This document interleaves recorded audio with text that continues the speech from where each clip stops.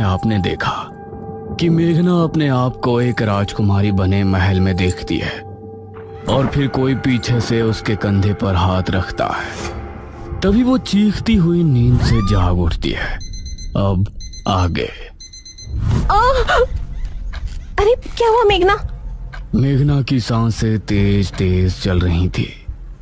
उसके माथे पर पसीना आ गया था। कुछ बोल तो, क्या हुआ?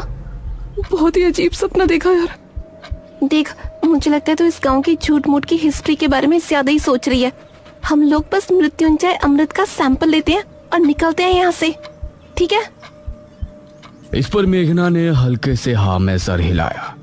लेकिन सच कहा जाए तो असल में वो अपने साथ हो रही और इस गांव में घट रही हर एक घटना का रहस्य जानना चाहती थी। सुबह सुबह चीखना चिल्लाना बंद करो और दोनों हाथ मुंह धोकर नाश्ते के लिए आ जाओ। ये कहकर ठकुराइन वहां से चली गई। ये औरत बहुत ही खड़ूस है। एक बार हमारा काम हो जाए, इस गांव को मुड़कर भी नहीं देखना मुझे। ये दोनों फ्रेश होकर नाश्ता करने पहुंची तो अनुज ने उठकर मेघना के लिए चेयर पुल अप की। आओ मेघना, बैठो। ये देखकर ठकुराइन ने मुंह बना लिया और इन सभी ने मिलकर नाश्ता किया।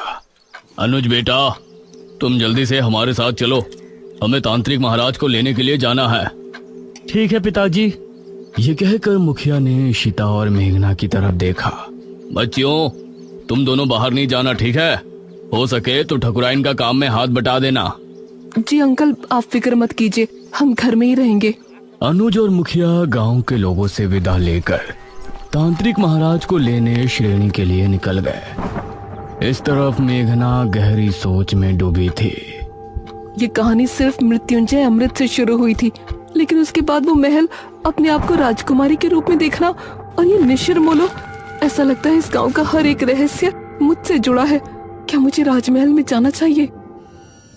करीब 6 घंटे के सफर के बाद मुखिया और अनुज तांत्रिक महाराज के आश्रम पहुंचे, जहां उनका एक शिष्य बैठा हुआ था। प्रणाम। जी प्रणाम। तांत्रिक महाराज कहाँ है? अभी कुछ देर पहले आते तो उनसे भेंट हो जाती। महाराज अभी कुछ क्षण पहले ही बेरमपुर गांव के लिए निकल गए थे। यह सुनकर मुखिया और अनुज हैरान रह गए। हमारे गांव? हम तो महाराज को लेने के लिए आए थे। हमारे आने से पहले ही वो कैसे निकल गए? उन्हें किसने सूचना दी कि हमें उनकी जरूरत है? बाबा का अपने हर एक शिष्य से गहरा संबंध है। उनको दूर बैठे ही उनके बारे में सब कुछ पता चल जाता है। धन्य हो तांत्रिक महाराज। इसका मतलब है कि उनको पहले ही आभास हो गया था कि छोटे तांत्रिक की मृत्यु हो गई है, इसीलिए वो हमारे गांव के लिए निकल गए। पिताजी, अब हमें भी चलना चाहिए। तांत्रिक महाराज तो हमसे पहले गांव पहुंच जाएंगे। हाँ बेटा, चलो। धन्यवाद।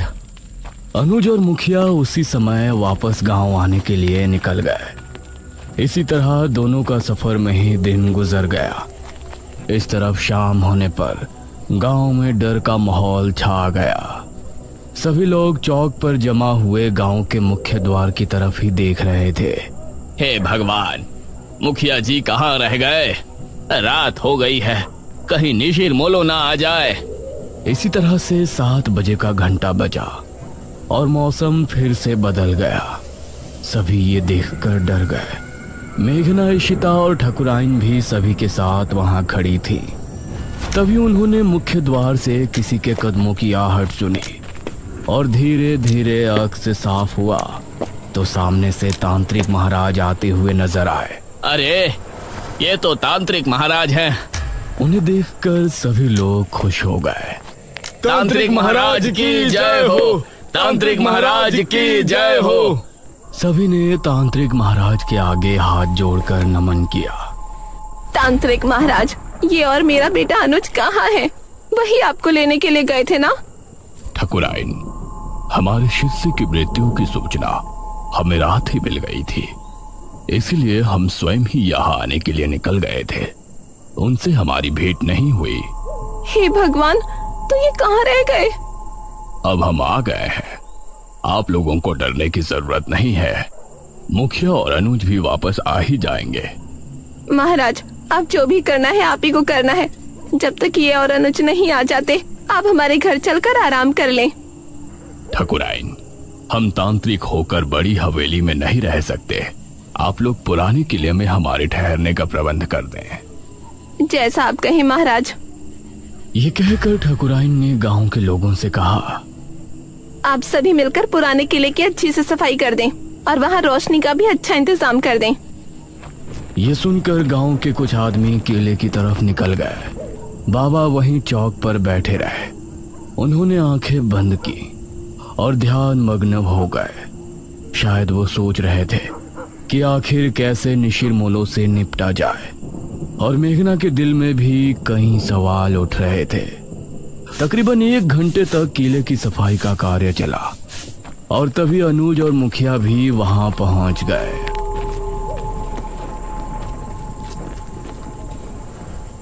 शुक्र है आप आ गए जी। प्रणाम तांत्रिक महाराज। मुखिया की आवाज सुनकर तांत्रिक महाराज ने आंखें खोली। तभी गांव के आदमी भी वहां पहुंच गए। किले की सफाई हो चुकी है ठकुराइन, अब तांत्रिक महाराज वहां ठहर सकते हैं। आप सभी हमारे साथ किले में चलिए। निशिरमोलो इतने सालों बाद कैसे वापस जाग उठे, ये जानने से पहले हम सभी को निशिरमोलो की पूर्ण कहानी को दोहराने की जरूरत पड़ेगी। अब सभी लोग मिलकर किले में पहुंचे। तांत्रिक महाराज एक ऊंचे टीले पर बैठे थे। किले में हर तरफ कहीं दीपक और दीवारों पर मशालें लगी थी जो वहां रोशनी उत्पन्न कर रही थी।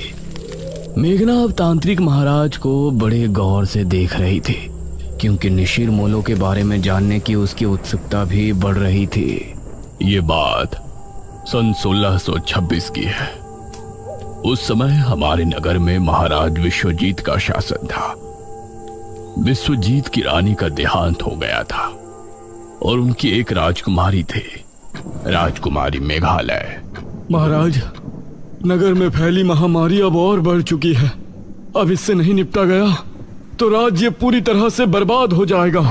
इस महामारी से निपटने का बंदोबस्त हम अवश्य करेंगे मंत्री जी। उसी समय एक आदमी वहां पहुंचा। महाराज की जय हो। जी, कौन है आप? महाराज, हम आपके पड़ोसी राज्य बल्लभगढ़ के राजा इंद्रसेन के दूत हैं। उन्होंने आपको शीघ्र ही मिलने बुलाया है। उनका कहना है कि आपके राज्य पर जो संकट आया है उससे निपटने में वो आपकी सहायता करना चाहते हैं। पिताश्री, हमें नहीं लगता कि वो हमारी इस महामारी से निपटने में कोई सहायता कर सकते हैं। हमें स्वयं ही कुछ करना पड़ेगा। समस्या गंभीर है राजकुमारी, हमें एक बार अवश्य ही उनसे मिलना चाहिए। हम आज रात ही उनके राज्य के लिए निकलते हैं। ठीक है पिताश्री, इस महामारी का जो भी हल निकले आप शीघ्र ही वापस आने की कोशिश करें, क्योंकि अगर आप इस बीमारी का इलाज नहीं ढूंढ पाए तो हमें ही कुछ करना होगा। अवश्य राजकुमारी। महाराज अपनी रथ में बैठ बल्लभगढ़ के लिए निकल गए। रथ में उनके साथ सेनापति थे और 2 घोड़सवार सिपाही पीछे आ रहे थे। उनका रथ इस समय जंगल के रास्ते से गुजर रही थी। तभी अरे, ये क्या हुआ? रथ अचानक से रुककर टेढ़ा हो गया था। सेनापति जी, बाहर निकलिए। महाराज और सेनापति बाहर निकले तो देखा रथ का पहिया गड्ढे में फंसा है और चटक भी गया है। अरे, ये क्या हुआ? अब जंगल में इस रथ का पहिया कौन ठीक करने आएगा? क्षमा करें महाराज, हम अभी इसे ठीक कर देंगे। आपको थोड़ी प्रतीक्षा करनी पड़ेगी। तभी इन लोगों को पानी की आवाज सुनाई दी। ये कैसी आवाज है? ऐसा लगता है जैसे कोई कुएं से पानी खींच रहा हो, और यह आवाज कुएं के ऊपर लगी चरखी से आ रही हो। आइए देखते हैं। राजा और सेनापति उस दिशा में गए तो वहां उनको कुएं पर एक औरत पानी भरती नजर आई। उसके बाल बहुत लंबे थे, वो दिखने में बहुत ही खूबसूरत थी और वेशभूषा से आदिवासी लग रही थी। उसने जैसे ही महाराज और सेनापति से नजरें मिलाई तो उसका सौंदर्य देखकर ये दोनों ही सन्न रह गए।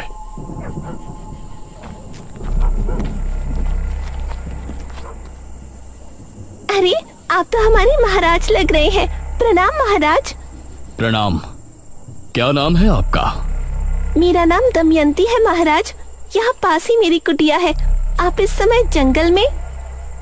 असल में हम पड़ोसी राज्य के लिए निकले थे। हमारा रथ खराब हो गया है, तो इसीलिए हम जंगल में भटक रहे हैं। महाराज, तो आप हमारी कुटिया में चलिए। यहाँ भटकना ठीक नहीं है।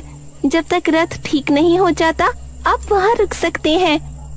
ये दोनों दमयंती के साथ उसकी कुटिया में चले गए और फिर दमयंती ने दोनों को पीने के लिए पानी दिया। कितनी सुंदर है ये। अगर ये हमारी पत्नी बन जाए तो जीवन धन्य हो जाए। कितनी सुंदर स्त्री है। अगर ये हमारी पहली महारानी बन जाती तो कितना अच्छा होता। लेकिन हम एक महाराज होकर इसके सामने अपना प्रस्ताव रखें और इसने ठुकरा दिया तो इससे हमारा बहुत अपमान होगा। दमयंती दोनों को देखकर मुस्कुराने लगी।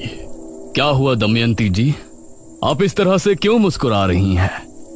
दमयंती ने दोनों की तरफ देखा और बोली, अगर हम कहें कि हम आप दोनों के मन की बात सुन सकते हैं तो आपको कैसा लगेगा? ये आप क्या कह रही हैं? भला कोई किसी के मन की बात कैसे सुन सकता है? मैं सुन सकती हूँ महाराज। अभी सेनापति जी ने हमें अपनी धर्मपत्नी और आपने हमें अपनी महारानी बनाने के बारे में सोचा है। ये सुनकर सेनापति और महाराज दोनों ही हैरान रह गए। आप लोग घबराएं नहीं, मैं भी आप दोनों में से किसी एक की होना चाहती हूँ। ये सुनकर महाराज और सेनापति दोनों के चेहरे पर मुस्कान छलक आई। तो ठीक है दमयंती, अपना निर्णय सुनाए। इससे पहले ही सेनापति बोला, महाराज, अगर आप दमयंती को चाहते हैं तो हम आपके विरुद्ध नहीं जा सकते। ये सुनकर महाराज को बहुत अच्छा लगा और दमयंती भी मुस्कुराई। किंतु हम एक महारानी का जीवन नहीं जीना चाहते। हम आपकी धर्मपत्नी बनकर सिर्फ अपना पत्नी धर्म निभाना चाहते हैं। अगर आपको हमारा प्रस्ताव स्वीकार है तो आपको अभी इसी क्षण हमसे विवाह करना होगा। महाराज ने उसी समय अग्नि के साथ फेरे लेकर दमयंती से विवाह कर लिया। सुबह होने तक रथ भी ठीक हो गया था। महाराज ने दमयंती को भी अपने साथ लिया और फिर उस राज्य पहुंचे। राजा इंद्रसेन को हमारा नमन है। आइए महाराज, बैठिए। महाराज और इंद्रसेन में बातें हो रही थी, लेकिन इंद्रसेन भी दमयंती पर मोहित हो गया था। आज रात इस विश्वजीत को रास्ते से हटाकर हम दमयंती को अपना लेंगे और फिर कल ही इसके राज्य पर हमला बोलकर उसे भी अपने अधीन कर लेंगे। दमयंती उसको बड़ी गौर से देख रही थी और उसके चेहरे पर गुस्सा दिखने लगा था। क्या हुआ दमयंती? महाराज, राजा इंद्रसेन आपकी कोई मदद नहीं करना चाहते। रात होने पर आपको रास्ते से हटाने की योजना बना रहे हैं और हमें हमेशा के लिए अपना बना लेंगे और आपके राज्य को भी हड़प लेंगे। यह सुनकर इंद्रसेन भी हैरान रह गया। महाराज को बहुत गुस्सा आया। उन्होंने उसी समय अपनी तलवार निकाली। इंद्रसेन को परास्त करने के बाद महाराज तुरंत अपने राज्य की ओर लौट गए।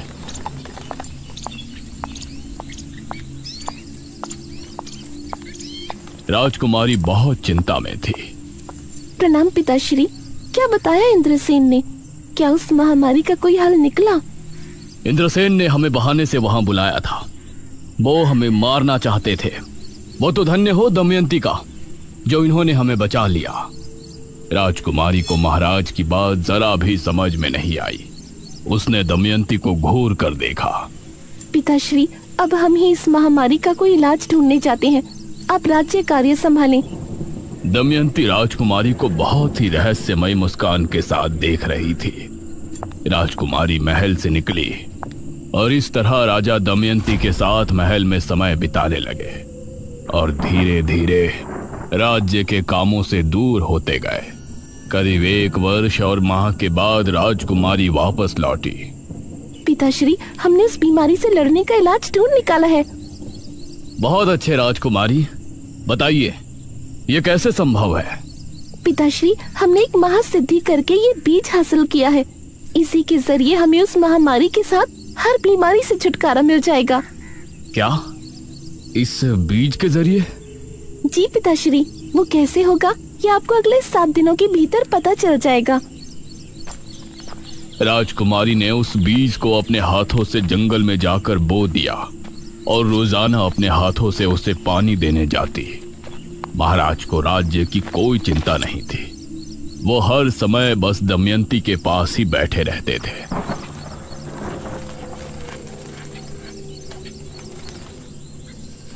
7 दिनों के बाद राजकुमारी महाराज, मंत्री और सेनापति को लेकर जंगल पहुंची। उन्होंने पाया कि पेड़ बहुत ही हरा भरा हो गया है और उससे हरे रंग का पदार्थ टपक रहा है। ये क्या चमत्कार है राजकुमारी? पिताश्री, ये मृत्युंजय अमृत है। इसकी 3 बूंद पीने से बड़ा रोग दूर हो जाता है। हम इसके जरिए राज्य में फैली महामारी का खात्मा कर सकते हैं। वाह राजकुमारी, बहुत अच्छे। उसके बाद राजकुमारी ने अपने राज्य के सभी बीमार लोगों को वो मृत्युंजय अमृत देना शुरू किया और अगले 2 माह में वो महामारी राज्य से पूरी तरह से खत्म हो गई। राजकुमारी इससे खुश भी थी, लेकिन महाराज के दमयंती के करीब जाने और हर दम चिपके रहने से चिंता में भी थी। तभी एक दिन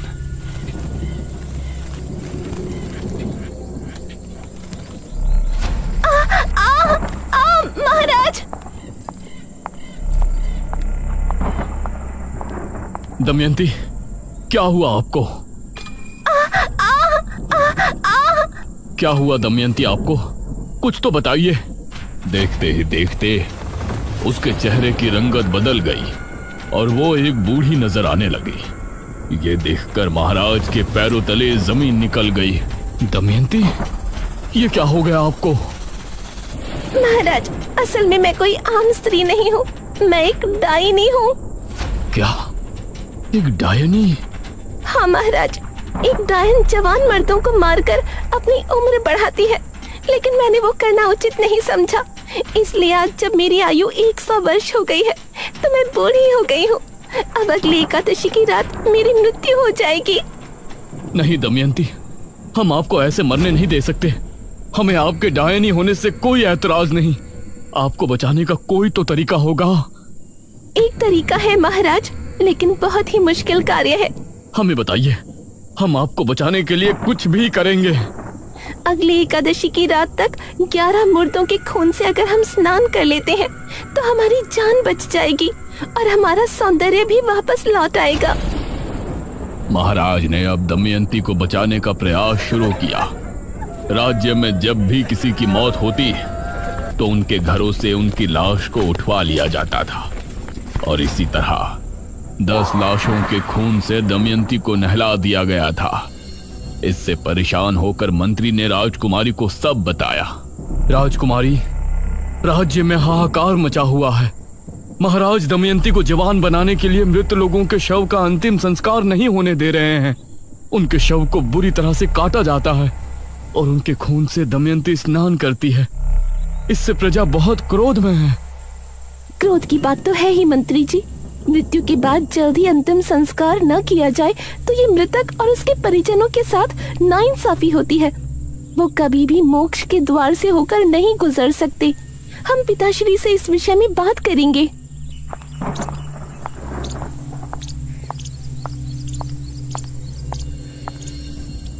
राजकुमारी ने महाराज से बात की, लेकिन उनके सर पर दमयंती को बचाने का भूत सवार था। जो लोग पहले ही मर चुके हैं उनके शव को किसी के जीवन के लिए इस्तेमाल करना गलत नहीं है राजकुमारी। गलत तब होता जब हम जिंदा लोगों की बलि देते। आप हमें रोकने की कोशिश ना करें। राजकुमारी महाराज के व्यवहार से बहुत चिंता में थी। वहीं गांव के लोग भी अब इससे छुटकारा चाहते थे। अरे बहुत हो गया, अब हम गांव के लोग महाराज का ये अत्याचार नहीं सहेंगे। हाँ, हमारे मृतकों को हक है कि उनका अंतिम संस्कार किया जाए। लेकिन हम लोग महाराज से कैसे लड़ेंगे? कैसे रोकेंगे उनके सिपाहियों को? एक उपाय है, जब भी गांव में किसी की मृत्यु होगी तो हम कोई भी शोक समारोह नहीं करेंगे। इससे महाराज के सिपाहियों को किसी भी मौत की खबर नहीं होगी। आधी रात के समय हम में से 4 लोग उस शव को ले जाकर चुपचाप शमशान में उनका अंतिम संस्कार कर दिया करेंगे। सिर्फ 4 लोग, बाकी सभी अपने अपने घरों में शांतिपूर्ण होंगे। गांव के लोगों को यह सुझाव अच्छा लगा। उन्होंने गांव के 4 आदमियों को नियुक्त किया। उस समय अर्थी को कंधा देने वाले लोगों को मोला कहा जाता था।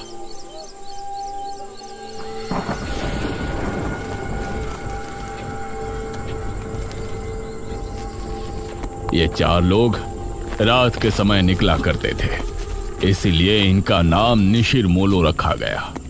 अब जब भी कोई मृत्यु होती तो 4 कथई लिबास वाले आदमी निशिर मोलो बन के उस शव को कंधा देते और उसका चुपचाप अंतिम संस्कार करके वापस गांव को लौट आते।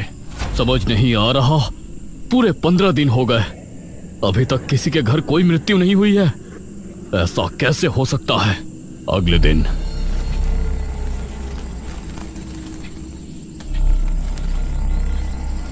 महाराज के गुप्तचरों के द्वारा महाराज को यह बात आखिर पता चल ही गई और उनका क्रोध 7वें आसमान पर आ गया।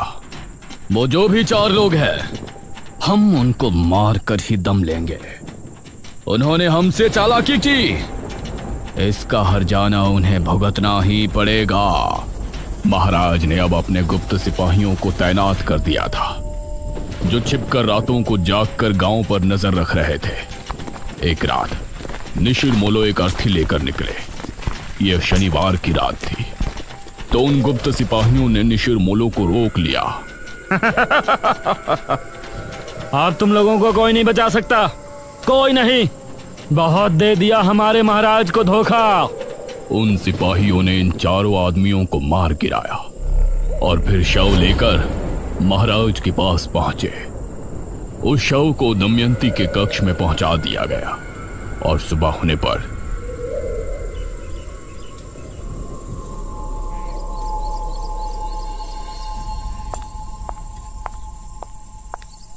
दमयंती कक्ष से बाहर निकली अपने उसी खूबसूरत जवान अवतार में।